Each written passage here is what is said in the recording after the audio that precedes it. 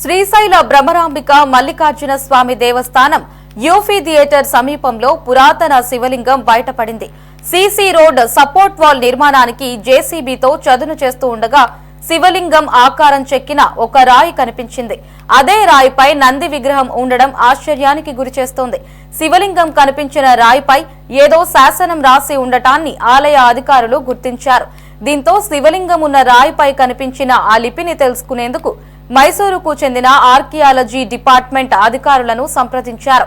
ఆ లిపిని పరిశీలించిన ఆర్కియాలజీ అధికారులు అది 14-15వ శతాబ్దానికి చెందిన తెలుగు లిపిగా గుర్తించారు.